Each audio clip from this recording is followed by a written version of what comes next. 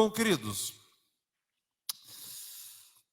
falar sobre práticas espirituais hoje em dia é um grande desafio, porque hoje vivemos uma enxurrada de coisas que vão contra a essa tendência. Somos cada vez mais materialistas, por exemplo. Né? Materialista é o contrário de uma pessoa espiritual. Tem dificuldade.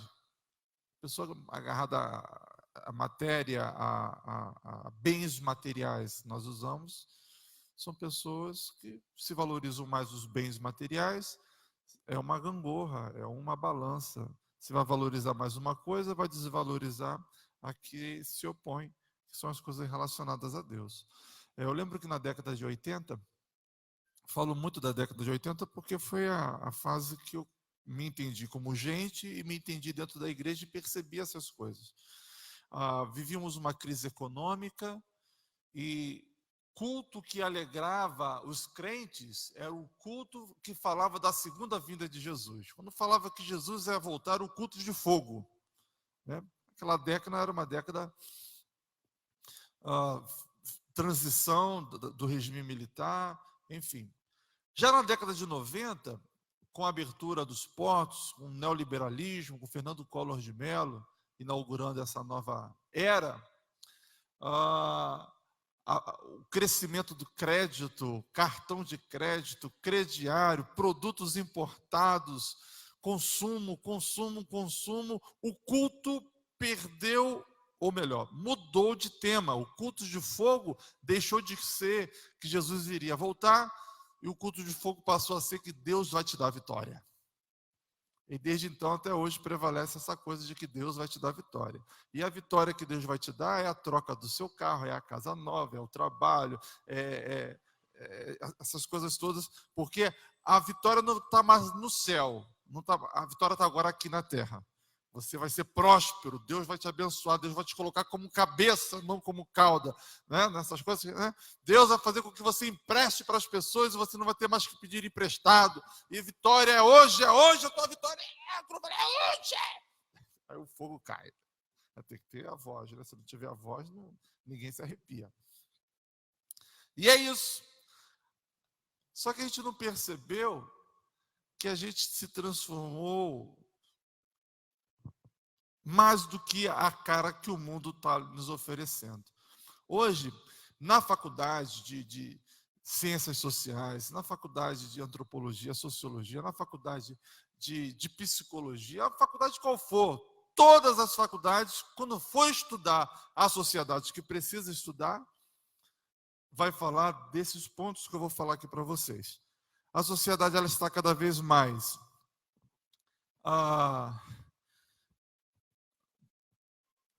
Não, filha, desculpe.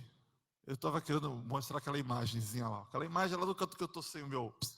Aquela imagem cada vez mais egoísta. A sociedade está cada vez mais narcisista. Narcisista é aqueles menininhos ali, ó, olhando do espelho. Mais consumista, a mocinha. E mais superficial, o rapazinho tirando selfie. Você vai ver que o que a marca, o que caracteriza hoje a sociedade, por muitos dita de pós-moderna, é a superficialidade das relações, o narcisismo, o egoísmo acima de tudo, você é o centro de todas as coisas e o consumo. E isso é muito sério, porque isso tem alterado profundamente as relações entre as pessoas. Vou dar um exemplo. Nós estamos tão ávidos por consumo, tão desesperados por consumo, que a gente acaba consumindo, inclusive, pessoas. As nossas relações com as pessoas são tão superficiais, está tudo ligado, né? As relações com as pessoas estão tão superficiais que você só se relaciona com alguém que você veja que pode lhe oferecer algo em troca. Quando aquela pessoa não tem mais nada para lhe oferecer em troca, você descarta aquela amizade e vai para uma outra que pode lhe dar algum lucro, algum benefício, alguma coisa. Então as amizades estão assim sendo descartáveis. Um outro exemplo interessante, que a época do seu Celso, o seu Pedro e o irmão Luiz, que são os aposentados, normalmente a pessoa ficava numa empresa só e normalmente se aposentava naquela empresa. Hoje em dia, um jovem, ele tem, sabe, dezenas de trabalho. Então, aqui, o ano seguinte está ali, outro ano está ali. Antes, aquela relação, o vínculo com a empresa era um vínculo que ficava. Isso para mostrar o quão superficial nós somos hoje. Hoje, um patrão para segurar um funcionário é muito difícil, né? Porque o funcionário está sempre satisfeito, está sempre querendo trabalhar menos, sempre menos esforço, e sempre ganhando mais, e fica aquela coisa muito complicada. Isso só para dar um exemplo. Como também o divórcio, como tem crescido, o divórcio está muito relacionado a esse narcisismo, a minha alegria, a minha vontade, o meu privilégio, o meu prazer. Se o outro tiver me proporcionando isso, a gente continua junto. Agora, se ele está começando a encher muito o meu saco, a gente despacha e fica livre para a gente fazer o que a gente quer na nossa vida em busca dessa minha felicidade. Eu não coloquei ali a palavra hedonismo, poderia ser uma palavra importante, que hedonismo é a ideia de que você faz de tudo para evitar o sofrimento. Tudo aquilo que te traz dor, desconforto, sofrimento, você deixa de lado. Irmãos, isso tem gerado uma sociedade cada vez mais longe e distante de Deus. Me fala como que você pode ter um caráter bom se você não sabe lidar com o sofrimento? Como que você pode ter uma relação bem com Deus se você despreza a sua relação com o próximo? Olha, tudo contra os preceitos bíblicos, né? Como que você pode ter um relacionamento saudável com as pessoas se você se bloqueia a ter relações profundas? As pessoas hoje só vivem na defensiva, não querem namorar ninguém porque tem medo de sofrer. Quando você sente que o relacionamento está se aprofundando, você desmancha antes de sofrer a perda, né? Tudo isso vai contra aos ensinos bíblicos. Veja como nós estamos. Percebe, irmã Esther, como que é sutil? Né? Porque, por não falar do consumo, onde toda a Bíblia nos ensina a termos uma vida simples, e você vê hoje pessoas em busca de consumir a todo custo, para preencher uma necessidade interior de felicidade, que na cabeça dessas pessoas, afinal de contas, os comerciais não param de mostrar isso, é que a sua felicidade está diretamente relacionada àquele carro, àquele smartphone, àquele bem, aquela coisa, né? Olha, por favor, um sociólogo extraordinário, o Zygmunt Bauman, ele é fantástico, ele é autor da ideia da modernidade líquida. Isso aí, eu estudei em 2000, ele já era o bambambam, hoje continua sendo muito falado. Ele diz essa frase: a sociedade de consumo prospera enquanto consegue tornar perpétua a não satisfação de seus membros. E assim, em seus próprios termos, a infelicidade deles. Em outras palavras, vivemos hoje uma sociedade do consumo, e a lógica dessa sociedade do consumo é fazer com que você fique constantemente insatisfeito. Porque se você ficar satisfeito, você para de consumir. Então você tem que estar constantemente insatisfeito para que você continue consumindo. Só que é um ciclo, porque você vai perpetuar a sua constante infelicidade. Porque quando você compra aquilo que você lutou muito para conquistar, é assim, não sei se vocês já viveram essa experiência. Poxa, eu quero muito aquilo. Um smartphone, um carro. Aí você compra, euforia. No dia seguinte, frustração. Aí daqui a pouco você já começa a desejar uma outra coisa. Aí você já vive em função de ter aquela outra coisa, e aí você é doloroso, é viciante. E a gente vive sem perceber. Vamos nós. Bom, chegamos à conclusão, não eu, mas não a igreja, mas a academia, a ciência, os sociólogos, chegaram à seguinte conclusão: somos profundamente egoístas, somos profundamente consumistas e somos profundamente superficiais. As redes sociais deixam isso muito claro para a gente. É muito engraçado ler os elogios das mulheres para as mulheres. Eu me divirto de ver. É cada uma mais criativas do que a outra. É deusa. Me ajuda, Flávia. Diva, diva, né? Aí vai lindíssima. Tem outras que falam que tá tão bonita que chega a doer os olhos. Aí vai nos elogios. Aí você quando pega a foto,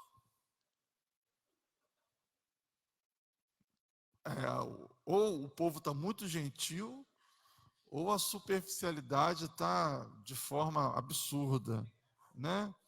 E o interessante é que você posta alguma coisa e você fica ali viciado para ver quantas curtidas, quantos comentários, e você fica ali. Se tem muito, o seu ego inflama. Se tem pouca, eu vou botar outra. Aí fica nesse ciclo. Gente, totalmente superficial, totalmente. Porque eu não sei, me falta palavras para descrever o quão inútil é para a nossa autoestima, mas de uma forma ilusória, faz bem para a autoestima. Ilusória, porque lá no fundo mantém-se a infelicidade, mantém-se a insegurança, mantém-se a baixa autoestima e você fica dependendo daquelas coisas. Isso é tão sério, que saiu esse mês a reportagem dos diretores do Instagram dizendo que iria proibir a visualização das curtidas, porque eles estavam percebendo que as pessoas estavam perdendo veja, os criadores do cão, né, cuidando das pessoas para que elas não adoeçam, porque eles já estavam percebendo que as pessoas estavam ficando doentes. Ilusão. Diante de todo esse cenário esse que nos distancia, que favorece o nosso distanciamento de Deus, urge a necessidade, clama a necessidade da gente voltar-se para o Criador. Esse cenário ilustra também o quão distantes e separados nós estamos dessas disciplinas.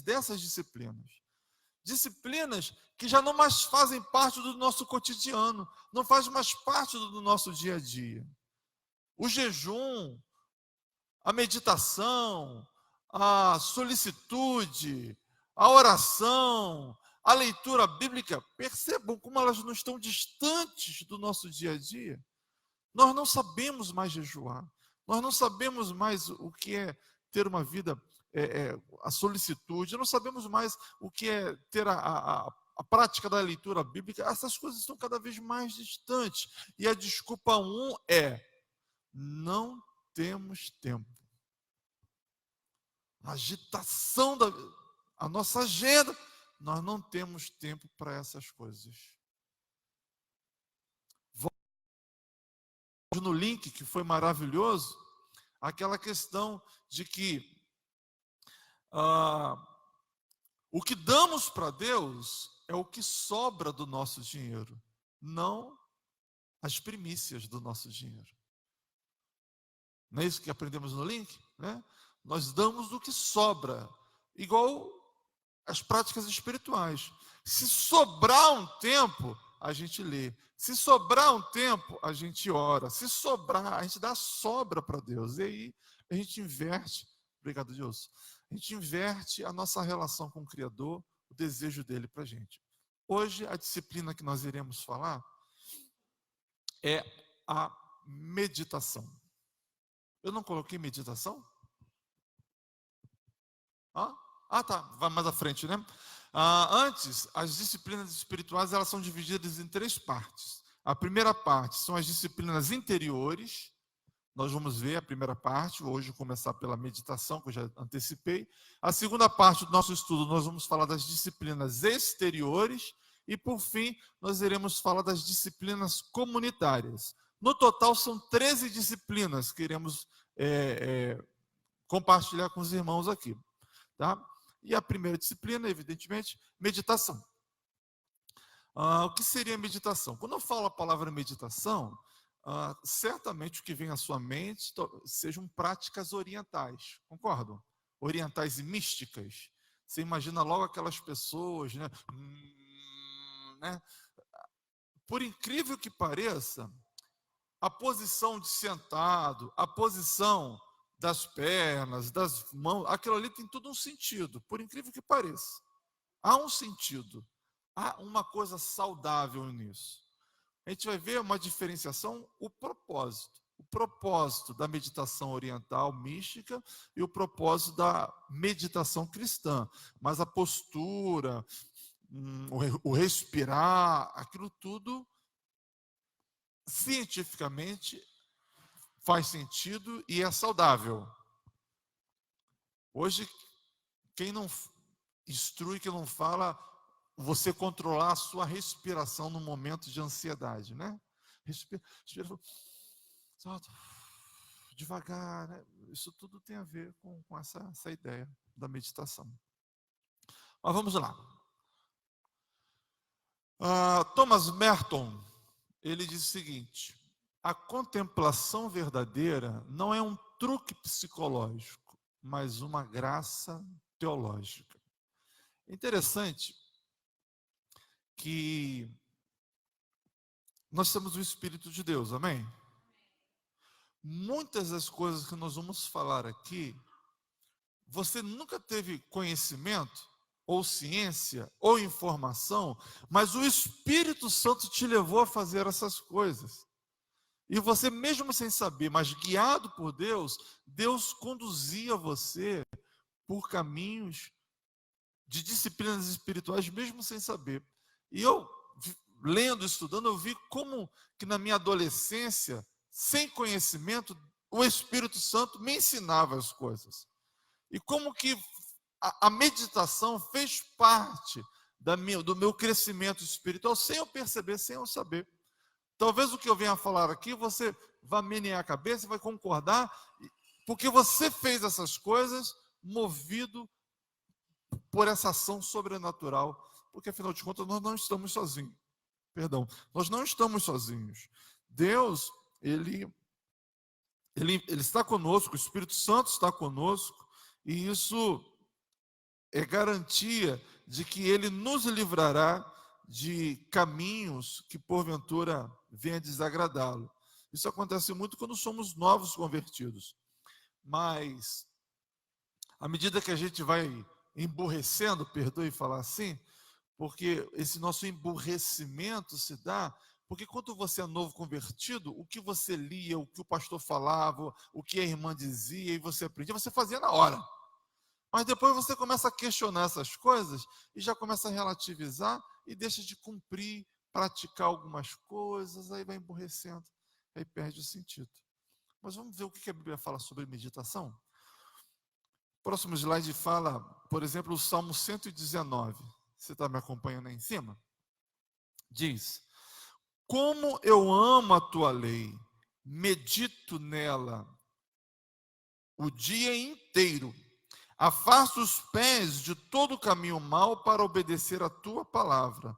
Não me afasto das tuas ordenanças, pois tu mesmo me ensinas. Você vê o autor aqui do Salmo 119, e vai ter vários outros momentos de falar desse meditar. Mas há mais passagem bíblica. Eu vou precisar da sua ajuda para a gente ler. Eu vou tentar abrir rapidinho, você vai me acompanhando. Outros exemplos bíblicos estão lá em Gênesis 24, versículo 63. 24, 63 diz: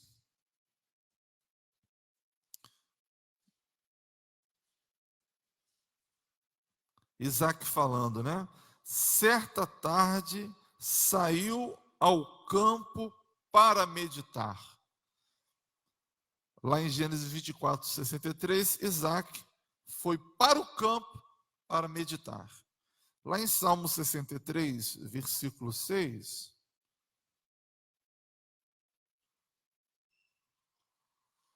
Salmo 63, versículo 6, diz: Quando me deito, lembro-me de ti, penso em ti durante as vigílias da noite. Esse penso em ti, na sua versão, talvez esteja medito em ti nas vigílias da noite. Meditar, pensar em Deus, falar com Deus, tudo isso passa pela ideia de meditar. O Salmo 119,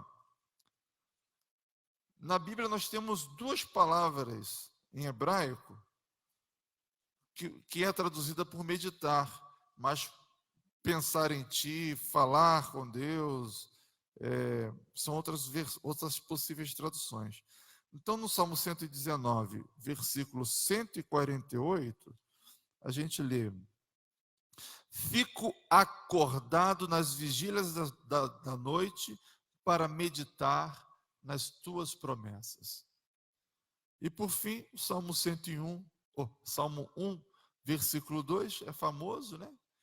Que diz: E na sua lei medito de dia e de noite. É o Salmo 1, verso 2. Veja que a palavra meditar, a prática da meditação, é uma prática altamente bíblica. Eu poderia falar de outros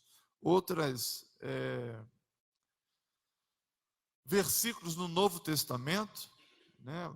Jesus, inúmeras situações de prática, mas meditar está diretamente relacionado a ouvir e falar, tá? Há uma definição bem simples de meditação, que eu coloquei aí. A meditação cristã é a capacidade de ouvir a voz de Deus e obedecer sua palavra. Eu estou querendo dizer que você hoje pode ouvir a voz de Deus. Eu não estou falando de você ir para um lugar e alguém tocar lá na Tati e falar assim: eis minha serva que falou contigo. Deus pode até falar dessa forma, tá? Mas eu quero dizer que você, aonde você estiver, no lugar que você estiver, Deus pode falar com você. E isso se dá por meio da meditação. A meditação é esse caminho de ouvir e falar. Só que ao ouvir a palavra de Deus, ao ouvir Deus falar contigo, ele exige de você, ele te conduz a uma prática. Lembra da mensagem de domingo? Né? Muitos de nós não queremos ouvir Deus, porque parece que a gente sabe que Deus quer alguma coisa que a gente faça que a gente não quer.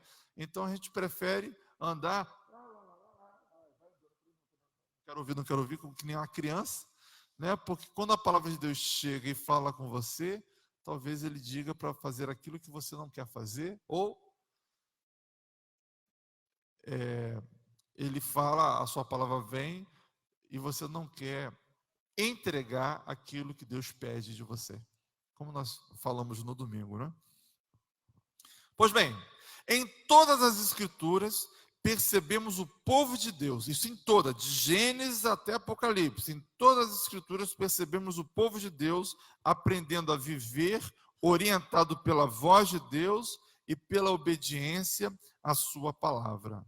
Você vê essa prática. E hoje em dia, você vê dois extremos. Você vê um extremo de total negação à palavra de Deus. Você anda por aí distraído, como diz aquele louvor, né? O acaso vai me... Qual é? O acaso vai o quê? Me proteger enquanto eu andar distraído. Né? Não tem nada a ver com a ideia de Cristo. Deus, Ele quer que você ouça as suas orientações e caminhe. Ele quer que você abra os seus ouvidos e ouça o que ele tem a dizer para você tomar as suas decisões. Ele não quer que você viva de forma autônoma, independente e agir segundo o que lhe der a teia. Você, em tudo que fizer, tem que fazer numa situação de servo. Deus, devo comprar, devo fazer, devo jogar, devo brincar, devo namorar, devo insistir, devo, sabe? A Bíblia não fala para orar sem cessar? Como que você ora sem cessar? Será que é o tempo todo você andando na rua, Senhor, meu Deus e meu Pai, que essa manhã gloriosa, Senhor, não é isso que a Bíblia está falando. Andar em espírito, viver em espírito, orar em todo o tempo, tem a ver com essa predisposição à meditação. A você estar voltando-se para o Criador. E o outro extremo é aquelas pessoas que a todo momento dizem que Deus está falando com ela. Ah, Deus está falando, Deus está mandando eu fazer isso. Só que eu nunca vi pessoas mudarem tanto de direção com a palavra de Deus. Eu nunca vi isso. Recentemente fiz uma visita e uma irmã falou assim: olha, Deus me falou que você vai ser o meu pastor e vai cuidar de mim.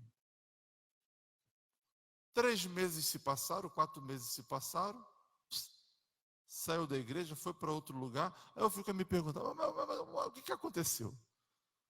Ou a irmã está sendo rebelde, ou Deus mudou de ideia, que é difícil acontecer, né? Ou ficou claro que Deus não falou. Mas a gente tem uma ousadia muito grande para dizer que Deus está falando comigo. Outro dia foi uma jovenzinha dizendo: Deus me mandou namorar essa pessoa. Tá. Aí depois, a minha irmãzinha: Deus me mandou desmanchar.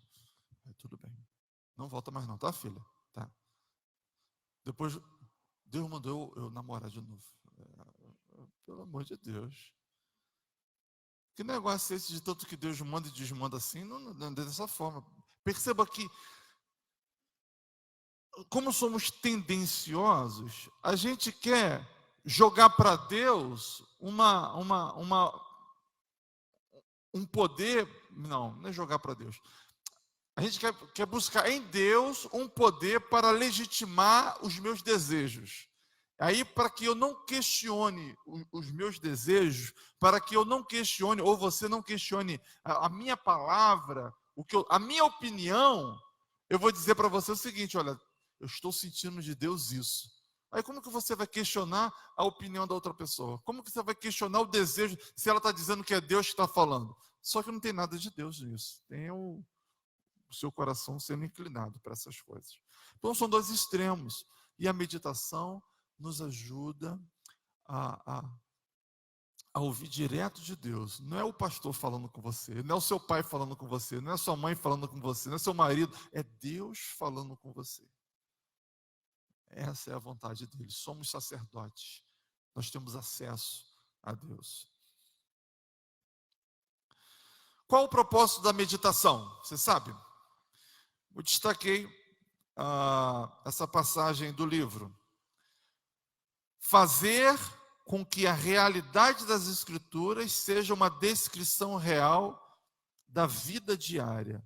Na meditação, criamos o espaço emocional e espiritual que permite a Cristo edificar um santuário interno em nosso coração.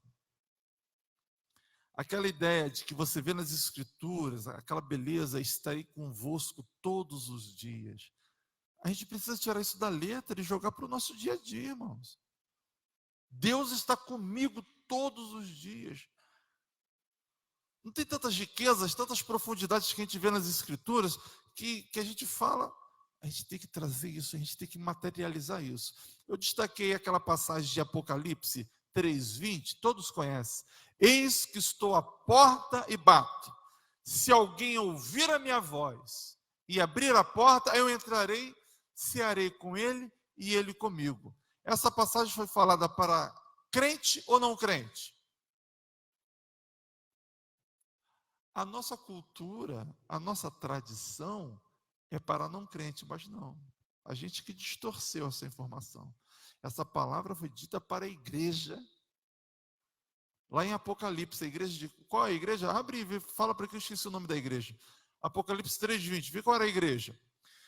Jesus estava dizendo o seguinte: a igreja estava reunida, fazia os seus cultos e Jesus do lado de fora da igreja. E o desejo de Deus é entrar na igreja e ter intimidade com a igreja e ter relacionamento com a igreja. A igreja de Laodiceia era essa igreja que estava achando que estava tudo normal, mas o cabeça estava do lado de fora. O motivo da reunião estava do lado de fora. E ele diz: olha, eu estou à porta e bato. O desejo de Jesus é revelado que ele quer ter intimidade com você. Ele quer ter intimidade, ele quer entrar. A meditação permite isso. A meditação, o propósito da meditação, então, é favorecer essa relação de intimidade sua com o Criador. E aí a ideia da porta aberta é justamente possibilitar esse acesso, possibilitar esse caminho, possibilitar essa intimidade. Intimidade essa que Deus deseja ter com todos nós. Isso não são para os mais ou menos, isso são para todos nós. Eu tinha uma outra coisa a falar, mas agora me faltou aqui a lembrança. Eu lembro, certa feita, não vou deixar para falar esse testemunho mais à frente. Lá na página 51, você vê essa frase também muito interessante. Duas frases, na verdade. Esse tipo de comunhão transforma a personalidade. Não há como deixar acesa a chama eterna do santuário interior e permanecer igual, pois o fogo divino consome tudo que é impuro.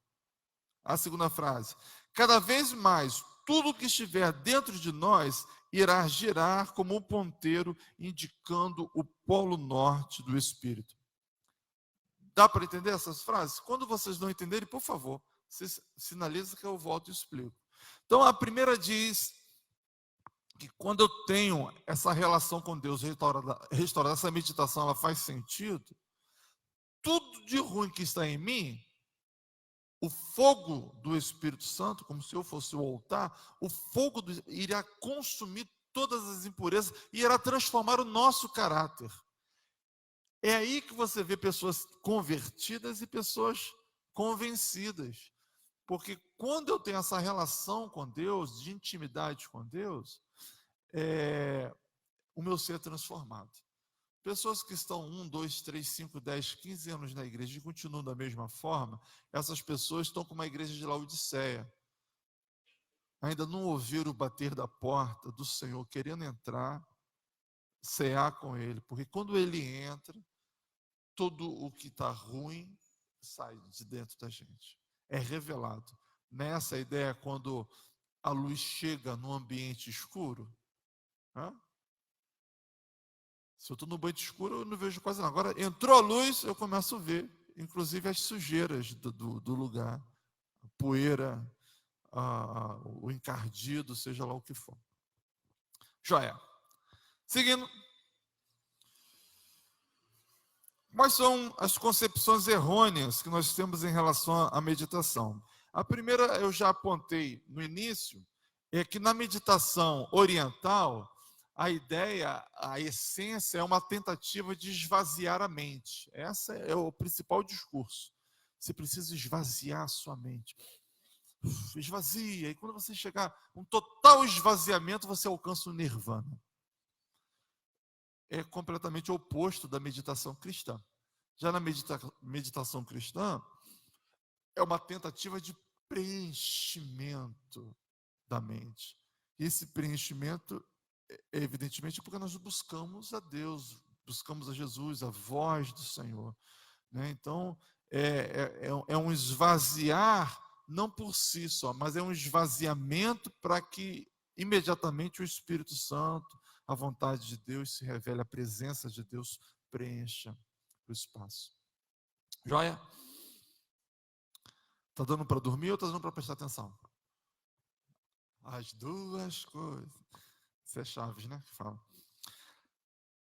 Uma outra característica importante para a meditação é a santificação da imaginação.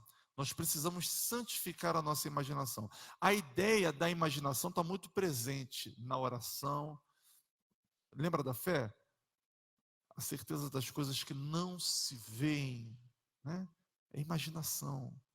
Eu lembro uma vez, no retiro de carnaval, na minha adolescência, nós fomos um acampamento num lugar chamado Bananeiras, fica em Casimiro de Abreu, no Rio.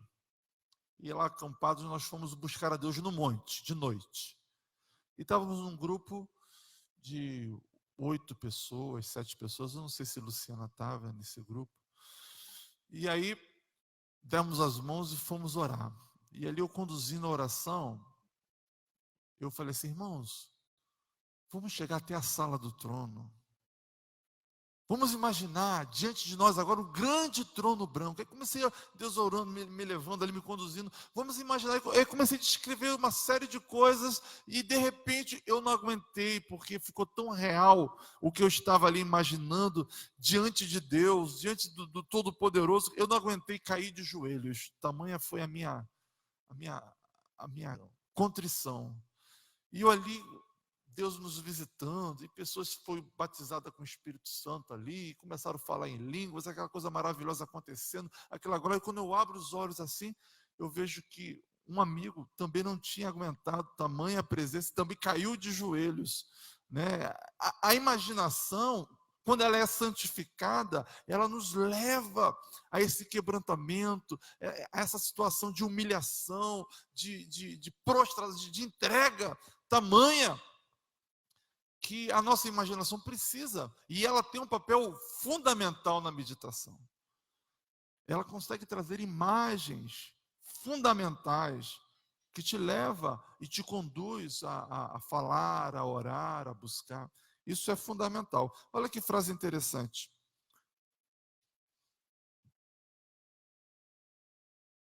Não botei a frase. Não, está aí do lado. Eu só não li. Desculpa. Como diz Marisa. Vamos lá. Não, antes, volta antes.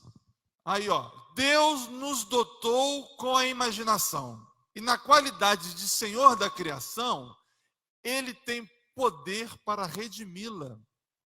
E o faz usando-a em benefício do reino de Deus. Então Deus tem poder de redimir a sua imaginação. Em vez de você ficar só imaginando bobagem, você pode imaginar coisas santas, coisas maravilhosas, coisas tremendas. A Bíblia fala lá em Joel que os vossos jovens terão visões, vossos velhos profetizarão, aquelas coisas. Deus pode te iluminar a sua mente, a sua imaginação e você ter voos altos. Joia, vamos lá. O tempo não para. Preparando para meditar. Bom, então a gente já viu o propósito, já viu o meio, a ideia da mente santa, da imaginação santificada. E agora, quando a gente faz para preparar para meditar, preparando para a meditação. Tem uma palavrinha que eu botei só para gastar o latim, é otium sanctum. Uma palavra que os pais da igreja usavam muito. Lembra que eu falei que hoje, no século XXI, a gente está meio distante das práticas espirituais. Mas na história da igreja, você vê isso muito presente. Então, os pais da igreja são os primeiros cristãos, século I, segundo, terceiro, são considerados os pais da igreja. E havia essa expressão. O que significa, então, Octio Sanctum? É o ócio santo. Você sabe o que é ócio? Sabe, filho? Jonas, sabe o que é ócio? Ócio, sabe? O que é ócio? Não sei. Osso, boa, osso, mas não é não. Ócio, o que é o ócio, gente? Ócio é não fazer nada, fica à toa. É um tempo livre. Ócio, tempo livre. Ele está dizendo de ócio santo. Hoje, No mundo que a gente vive, o ócio é uma das palavras assim mais proibidas. Você não pode ter um momento de fazer, você tem que estar ocupado o tempo todo. E isso está longe da vontade. Nós temos que ter o nosso momento de não fazer nada e santificar esse momento. Um ócio santo. E eu separei um conceito que diz: o senso de equilíbrio na vida, a capacidade de se apaziguar em meio às atividades do dia, a habilidade de descansar e deter-se para admirar a beleza, a aptidão de manter um ritmo compassado. Essa é a ideia do ócio santo. Capacidade de você parar para admirar a beleza.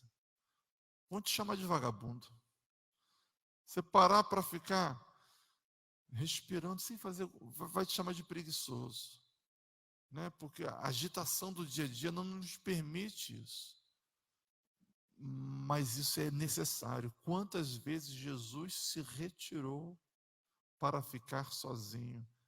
Quantas vezes Jesus dispensou a multidão e sentou sem nada para fazer? Ócio santo. E eu destaquei aí uma imagem para falar do perigo que isso pode trazer, o alerta que pode trazer para a gente, porque hoje em dia dificilmente você consegue ficar sozinho. Pensa em um momento de solidão profunda para você buscar o nada para fazer. Que momento é esse? Se você vai para o banheiro, você leva o celular. Não está sozinho mais.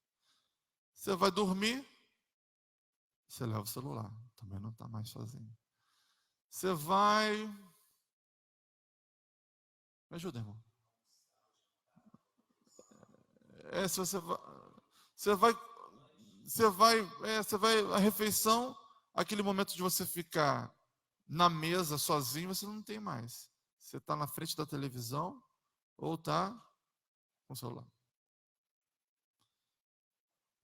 Está tomando banho, você leva o celular e bota música. Teve uma irmã aqui que falava que levava o celular para o banheiro, até na hora de tomar banho, porque às vezes tinha uma pessoa que precisava falar com urgência e nunca se sabe. Então, ela tinha que estar pronta para atender a emergência de quando entrasse. E se vai o tempo livre, o ócio santo se vai, se perde. Ai.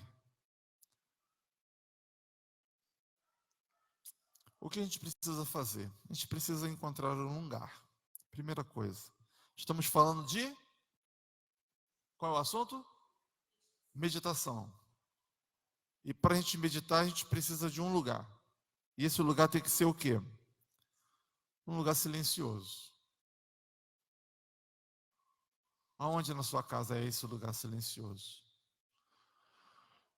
Ou talvez que hora do dia é um lugar silencioso? Lemos várias passagens bíblicas dizendo na madrugada. Eu levanto para meditar, né? Esse lugar precisa estar livre de interrupções. Quem é mãe sabe muito bem o que é isso. Um lugar de estar livre das interrupções. E normalmente é quando o marido vai jogar bola e os filhos estão dormindo. Aí ninguém te interrompe, né? Eu não sei. Mas para meditar você precisa de silêncio, de um lugar livre de interrupções e de preferência de um lugar fixo, para evitar que você, toda vez que você queira meditar, você fique naquela procura, né? Onde vai ser? Você já tem aquele cantinho. Eu convidei o irmão Antônio para estar aqui, mas o trabalho dele não deixou. O irmão Antônio sempre fala que ele constantemente está lá na laje da casa dele e ele, sem saber, ele já pratica essa disciplina espiritual da meditação.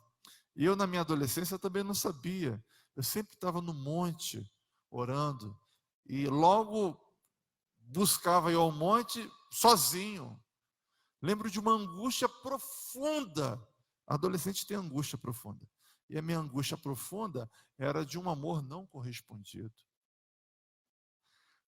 Estava apaixonado por uma pessoa que gostava de mim, mas as circunstâncias da vida não permitiu que a gente... Então eu estava numa angústia interminável. E aí fui para o monte orar. E no monte, aquele adolescente de 16 anos, eu não consegui falar coisa alguma. Eu levei meu violão e eu cantei, sei lá, durante 2 horas, uma canção de criança. Deixa eu ver se eu lembro a canção. Falava do bom pastor. Não, nessa não, filhinho. Eu não lembro. Enfim, eu fiquei com aquela canção o tempo todo, o tempo todo, o tempo todo, o tempo todo, o tempo todo, o tempo todo, o tempo todo. E ali Deus foi fazendo. Irmãos, eu saí daquele lugar para nunca mais lamentar, nunca mais me entristecer e nunca mais sentir a dor que eu estava sentindo. Fui completamente curado. O poder da meditação, o poder de você ouvir Deus e falar e fazer o que Deus está te dizendo fazer. Meditação é isso. Tira essas coisas doidas da cabeça de esoterismo. Meditação é você se colocar atento à voz de Deus. E Ele fala. E você cumpre o que Ele está te falando. Precisa de um lugar fixo. O meu lugar fixo era um monte. Sempre ia para lá. Procure um lugar confortável para a sua meditação. Tem gente que vai querer meditar caminhando. Mas, cientificamente, você sabe que cientificamente já foi comprovado que a oração faz bem à saúde. Você já soube disso? Já leu isso? Que quem ora muito tem doenças prevenidas? Já viu isso? Já? Já, né? Quem ora muito tem doenças, evita uma série de doenças. Na meditação é a mesma coisa. E tem a posição. E qual a melhor posição? Você está sentado, corpo ereto, com os braços estendidos. Assim, ó.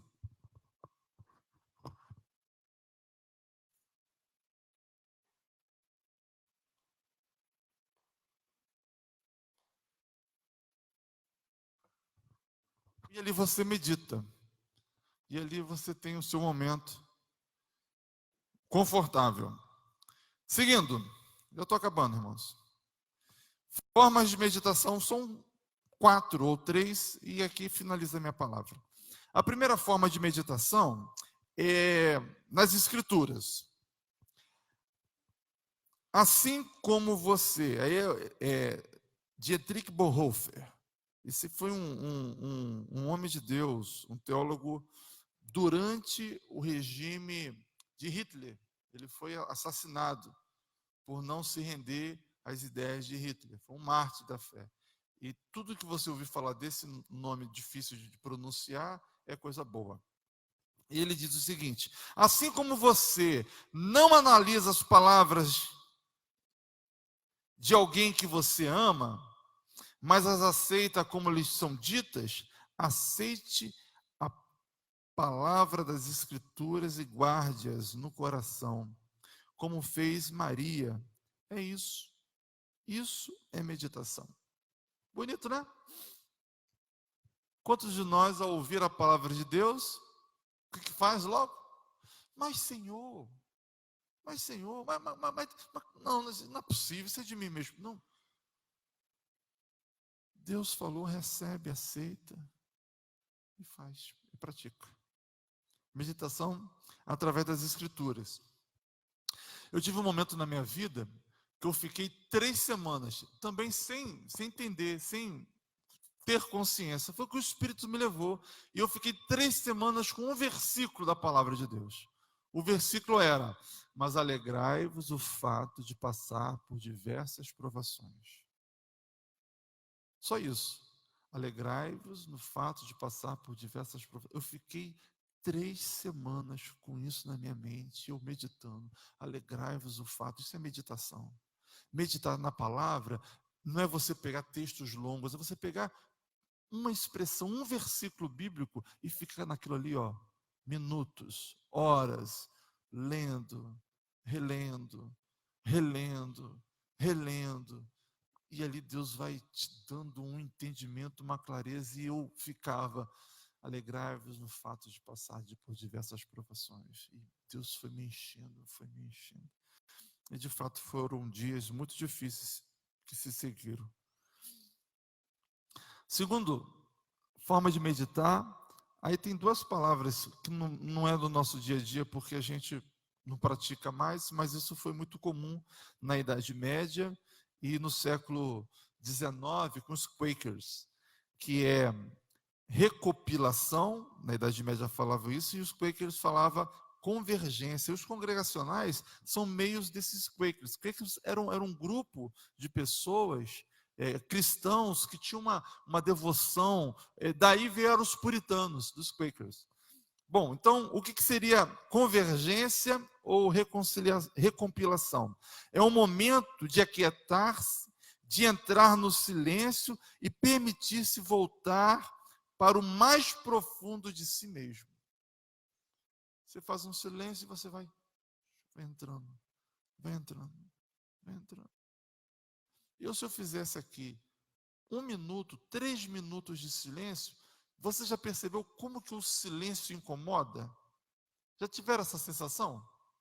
Não, o silêncio às vezes incomoda demais. A gente está acostumado com agito, e quando você tem um silêncio, o barulho do silêncio incomoda.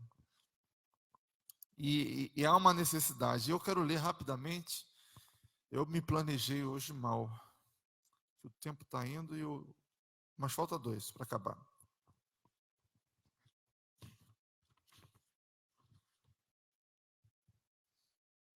Separei isso aqui, um exemplo dessa convergência. O breve exercício que se segue é para auxiliá-lo, recompilar, chamado simplesmente palmas para baixo, palmas para cima. Isso aqui, ó. Você está sentado daquele jeito, as mãos assim e as mãos assim, ok? Bênção apostólica, como que você faz? Né? Essa é a ideia da meditação. Esse exercício também é importante. Onde está escrito que a gente tem que fazer isso? Foi um costume nosso. Isso, ó, a história da igreja para cá, a gente mantém esse costume. E isso está dentro também da meditação. Então, ele está dizendo com as palmas para baixo, sobre os joelhos. Ele diz: comece colocando as palmas para baixo, como indicação simbólica de seu desejo de entregar a Deus quaisquer preocupações que possa ter. Em silêncio, ore. Ele segue o exemplo: Senhor, entrego-te a raiva que sinto do João. Libero o medo que tenho da consulta do dentista nesta manhã. Rendo minha ansiedade por não ter dinheiro suficiente para pagar as contas do mês. Liberto-me da frustração causada pela tentativa de encontrar uma babá para esta noite. Fecha aspas. Em relação a tudo que represente um peso em sua mente, ou que seja motivo de preocupação, diga apenas: palmas para baixo. Liberte-se. Pode ser que você sinta até mesmo certa sensação de alívio nas mãos. Após esse momento de entrega, vire as palmas para cima como um sinal do desejo de receber algo do Senhor. Você pode orar silenciosamente. Senhor, gostaria de receber teu divino amor por João, tua paz para a consulta com o dentista, tua paciência, tua alegria. Seja qual for sua necessidade, diga: palmas para cima. Tenho feito a convergência. Isso o comentarista, o autor do livro. Tenho feito a convergência, tendo feito a convergência, gaste os momentos restantes em silêncio total. Não pensa nada. Permita que o Senhor entre em comunhão com você. Ele o ama. Se vierem impressões ou orientações, ótimo. Caso contrário, ótimo. Essas impressões que ele está falando aqui aquele sentimento de que Deus está falando com você? Se isso vier, aquela impressão no coração, se não vier, tranquilo. Mas percebam a simplicidade do assunto, perceberam a simplicidade da atitude? E é isso que Deus quer da gente, que a gente fale das nossas demandas do dia a dia, em oração, também em oração silenciosa, que é a ideia aqui da meditação. Bom, a penúltima é meditar sobre a criação. Descubra Deus em suas criaturas. Isso, vários exemplos bíblicos, Jesus falando, olhai para as aves dos céus, olhai para os lírios do campo.